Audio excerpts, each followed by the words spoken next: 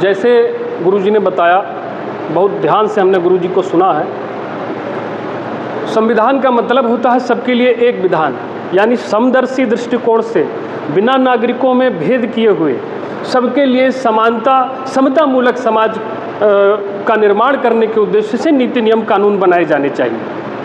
लेकिन देश में जब लोकतंत्र लागू हुआ तो व्यवस्था बिल्कुल विपरीत हुई।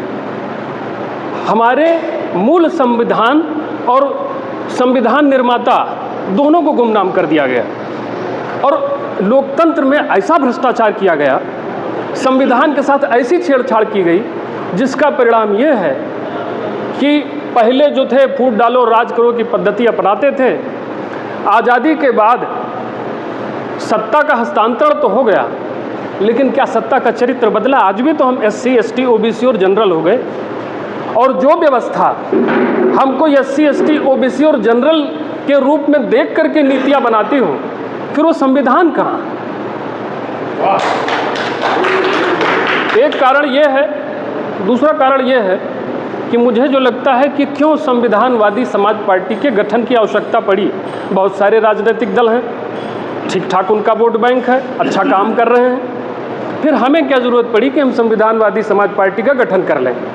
गुरुजी से मैं जब भी मिला तो आपने हमेशा एक चिंता व्यक्त की कि इतना बड़ा समाज में अन्याय हो रहा है और कोई इस पर बात नहीं कर रहा है। हमारे चुनाव आयोग में मुझे लगता है, ठीक ठाक मुझे जानकारी नहीं, लेकिन 3000 के लगभग पार्टियां रजिस्टर्ड होंगी या प्लस ही होंगी। ये सारी पार्टियां आप पूरे देश में आप देख लीजिए, SC, ST, OBC, even minority के नाम पर मुस्लिम्स का भी तुष्टीकरण है, लेकिन जिसको शत्रु के रूप में देखा जाता है कि जो जन्मजात शत्रु है, और ऐसी कपोल कल्पित कहानियों के माध्यम से बौद्धिक आतंकवाद फैलाया गया है कि 5000 सालों से इन्होंने हमारा शोषण किया है, इसलिए आगे 1 लाख वर्ष तक ये आरक्षण लागू होना चाहिए। तो ऐसी व्यवस्था है।